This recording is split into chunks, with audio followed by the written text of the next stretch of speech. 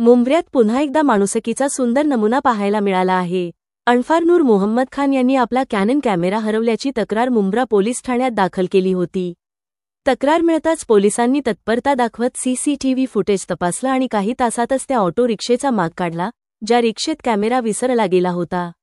रिक्षाचालक सापडल्यानंतर त्याने प्रामाणिकपणे सांगितलं, माझ्याकडे मालकाचा नंबर नव्हता म्हणून कॅमेरा परत देऊ शकलो नाही, पण त्याने कोणतेही विलंब न करता तो कॅमेरा पोलिसांच्या ताब्यात दिला। सब इन्स्पेक्टर सोनी शेट्टी यांनी या संपूर्ण कारवाईचं कौतुक करत नागरिकांना आवाहन केलं, आपल्या वस्तूंची काळजी घ्या आणि काही मिळाल्यास त्वरित पोलिसांना कळवा। अन्सार खान यांनी रिक्षाचालकाच्या इमानदारीचं कौतुक करत सांगितलं, आजही मुंब्र्यात असे लोक आहेत जे प्रामाणिकपणे आणि माणुसकीने जगतात। ही घटना फक्त एक कॅमेरा सापडल्याची नाही, तर ही आहे माणुसकी, प्रामाणिकपणा आणि मुंब्र्याच्या अभिमानाची खरी कहाणी।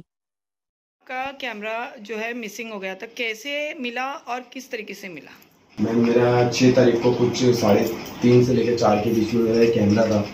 ये एक रिक्शा के अंदर मैं भूल गया था, जिनके ड्राइवर ये भाई हैं। तो मैं अपने पुलिस स्टेशन से ही मैं खान कंपाउंड तक के गया था, लेकिन मेरी गलती की से ही मैं रिक्शा में ही बैग भूल गया।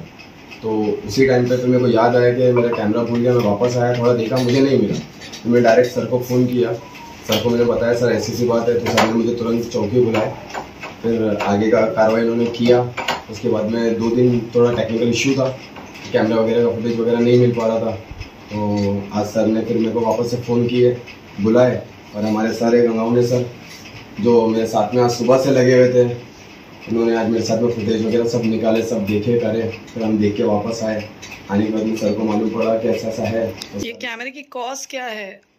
कुछ इसकी कॉस्ट मैंने जब लिया था, मैंने ये 3,20,000 का कैमरा लिया था। ओके, आप अभी आपका कैमरा इन्होंने मिलवा के दिया है, आप किस तरीके से इनका आभार व्यक्त करोगे?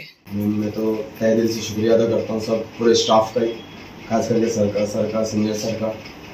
ये मेरी चीज़ थी जिससे मैं कमाता खाता हूँ, वो मुझे मिल गई। आप मीन्स फील्ड में फोटोग्राफर हो? फोटोग्राफी करता हूँ। मुंब्रा में करीबन 17 से 18 साल से मैं फोटोग्राफी कर रहा हूँ। ओके भाई, आपके इन्होंने ऑटो में जो है आप बैग भूल गए थे, आपको कैसे पता चला कि पीछे बैग रह गई, और आपने ये चीज़ मिलने के बाद आपने पुलिस को इन्फॉर्म क्यों नहीं किया? मैंने इनको यहाँ मुंब्रा चौकी से उठाया था और सीधा खान कंपाउंड लेके उतारा। अब जो बैग जो मैंने गाड़ी निकाला तो पीछे बैग रखा हुआ था, तो मैंने वो बैग देखा तो उसमें कैमरा मिला और पूरा किट था उनका। तो मैं डिग्गी में पहले रखा मैंने गाड़ी में, मैंने सोचा पार्किंग में रख रहे हैं, कोई दूसरा ताला तोड़ के निकाल ले जाएगा तो नाम मेरा होगा, तो इसीलिए मैं रूम पर उठाने लगा। लेकिन मेरे को कॉन्टेक्ट नंबर नहीं मिला, 2 दिन से मैं रूम ही पे रखा था, जो इनको मैं कॉल कर पाती दैवा तक। ओके सर, आज हा कॅमेरा भेटलेला आहे, याची अंदाजे किंमत 3,20,000पर्यंत होती। आपल्याच म्हणजे डिटेक्टिव्ह मुले हा कॅमेरा भेटलेला आहे, काय सांगणार, कशा प्रकारे आपण इन्व्हेस्टिगेशन केलेली होती? दिनांक 6/11/2025 रोजी अनफार नावाचा जो व्यक्ती आहे त्याचा व्यवसाय आहे कॅमेरा फोटोशूटिंगचा। तर तो मुंब्रा पोलीस स्टेशन समोरून रिक्षामध्ये बसलेला आणि खान कंपाऊंड इथे उतरलेला, तर त्या रिक्षामध्ये त्याचा कॅमेरा विसरलेला चुकून, त्याच्या चुकीमुळे।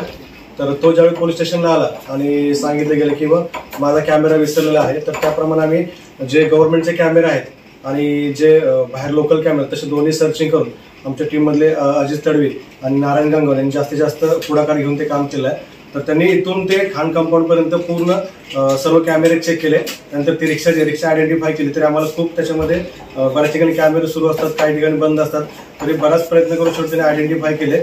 रिक्षा आयडेंटिफाय झाल्यानंतर त्याचा नंबर काढून त्या नंबरवरून रिक्षावाल्याचा मोबाईल नंबर शोधला, त्याचे संपर्क केला, त्याच्याकडून ती पूर्ण माहिती घेऊन ती आणि त्यानंतर कॅमेरा ताब्यामध्ये घेऊन अनफार याला तो कॅमेरा आमच्या सिनियर साहेबांच्या मार्फतीने ताब्यात देण्यात आलेला आहे। सर, आता आपण लोकांना कशा प्रकारे आवाहन करणार का आपल्या वस्तूंची काळजी घ्यावी आणि बरोबर सतर्क राहावं?